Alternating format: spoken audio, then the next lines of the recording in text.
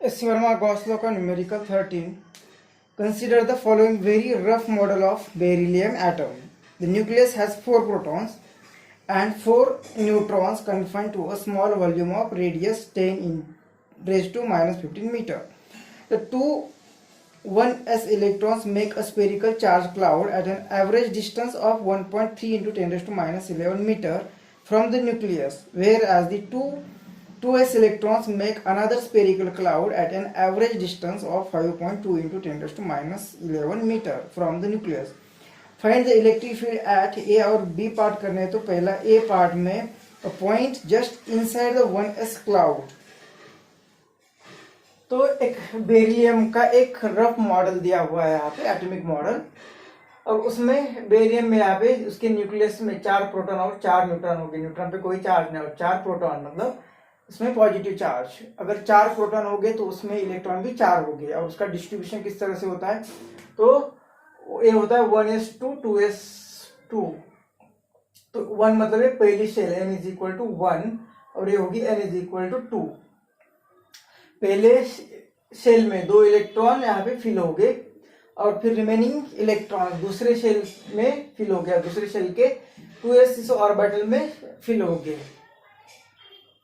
ये होता है 1s2 2s2 2p6 इस तरह से वो फिल हो गए. तो बेरिलियम में 4 ही प्रोटॉन मतलब 4 ही इलेक्ट्रॉन है. तो इस तरह से ये फिल होगा. और ये जो इलेक्ट्रॉन होता है ये हम यहाँ पे शेल जो दिखाते हैं वो रफली से शेल दिखाते हैं, लेकिन यहाँ पे इलेक्ट्रॉन जो और होगा वो जिस तरह से वहां पे ऑर्बिट हो रहा है इसमें इसका क्लाउड बनेगा. तो एक क्लाउड होगा. और ये पहला क्लाउड पहले तो न्यूक्लियस की रेडियस दी 10⁻⁻15 मीटर. फिर ये 1 n इज इक्वल टू 1 यहाँ पे जो इलेक्ट्रॉन्स ऑर्बिट हो गए वहां पे जो क्लाउड बनेगा उसकी रेडियस दी है यहाँ पे 1.3 into 10⁻11 और 2s n is equal to 2 यहाँ पे जो क्लाउड बनेगा उसकी रेडियस भी दी हुई है. तो वो रेडियस बी पार्ट में देखेंगे. तो पहले ए पार्ट में हमें कहा कि इलेक्ट्रिक फील्ड फाइंड करो इनसाइड 1s क्लाउड. तो ये 1s क्लाउड मतलब ये इसकी रेडियस.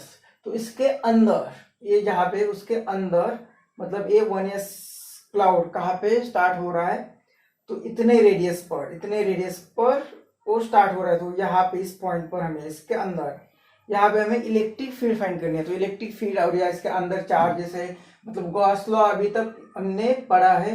तो ये क्या होता है अब इसके पहले प्रीवियस न्यूमेरिकल में गॉस लॉ पढ़ा है कि इस तरह के हम इक्वेशन यूज करते हैं charge enclosed upon epsilon not.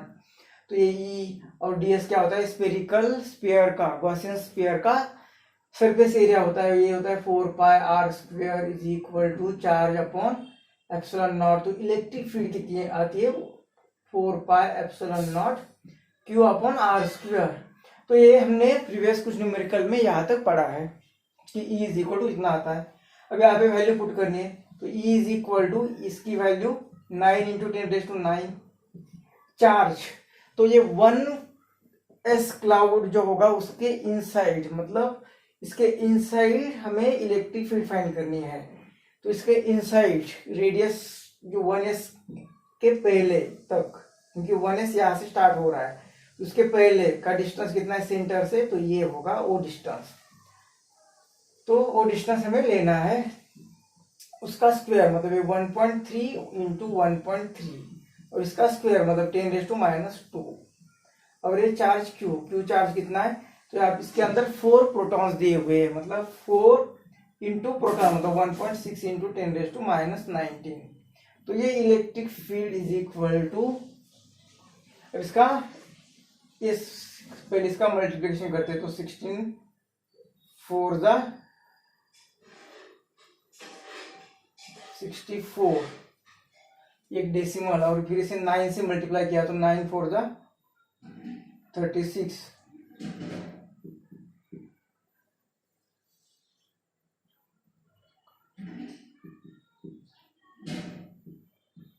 और डिवाइडेड बाय 13 into 13 169 और इसका भी ए डेसिमल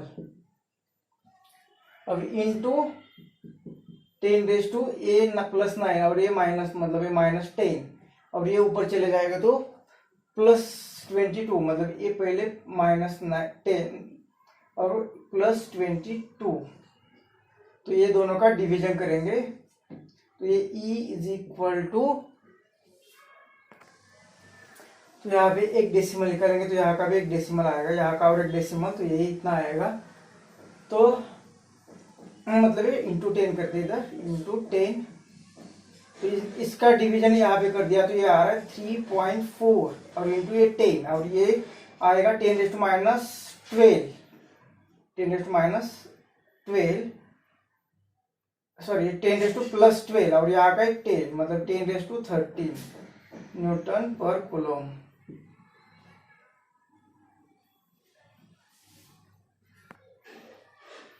तो बी पार्ट में दिया है कि point just inside 2s cloud, तो ये 2s क्लाउड होगा, ये 2s क्लाउड होगा, और उसके अंदर मतलब कितनी, इसके अंदर मतलब ए पॉइंट, तो ये पॉइंट कहाँ पे है, तो 5.2 इंटू 10⁻11 इस रेडियस पर है, तो वहां पे हमें इलेक्ट्रिक फील्ड फाइंड करनी है। तो हमने ये देखा गॉस लॉ को किस तरह से यूज करके इस तरह का इक्वेशन बनाते हैं और यहाँ से इलेक्ट्रिक फील्ड फाइंड करते हैं। तो ये इज इक्वल टू, इसकी वैल्यू 9 इंटू 10⁻9 चार्ज एनक्लोज्ड इन गॉसियन सरफेस, तो जहाँ पे इलेक्ट्रिक फील्ड फाइंड करनी है वहां पे हमने एक गॉसियन सरफेस बना दिया, तो उसके अंदर कितना चार्ज होगा, तो इसके अंदर चार्ज कितना है, तो ये जो प्रोटॉन्स के 4 प्रोटॉन्स यहाँ पे, उसके बाहर यहाँ पे 2 इलेक्ट्रॉन और इसके बाहर 2 इलेक्ट्रॉन, लेकिन ये 2 इलेक्ट्रॉन गॉसियन सरफेस के बाहर आएंगे क्योंकि 2s क्लाउड तक ही हमें वो रेडियस लेनी है, उसके बाद ये 2s क्लाउड होगा, इसके बाहर यहाँ पे इलेक्ट्रॉन्स होंगे, तो ये इलेक्ट्रॉन तो इनसाइड नहीं आएंगे, आउटसाइड आएंगे गॉसियन सरफेस के।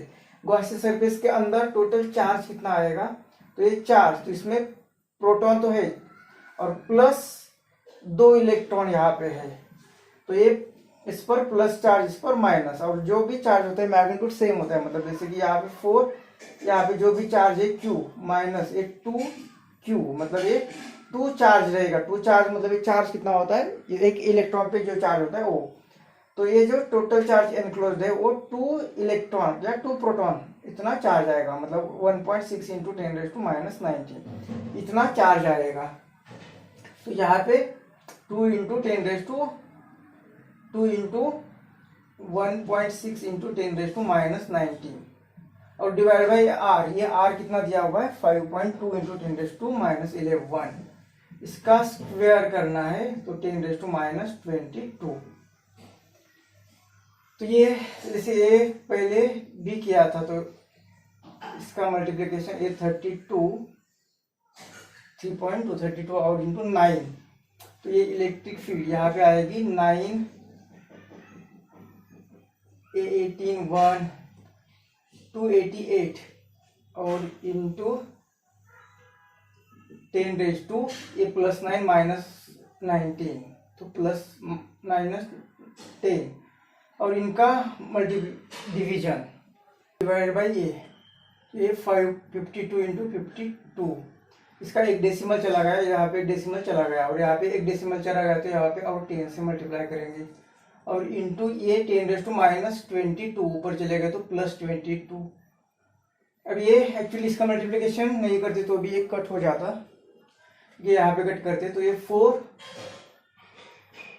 13 और ये 4 72 और यहाँ पे भी 4 13 और ये 4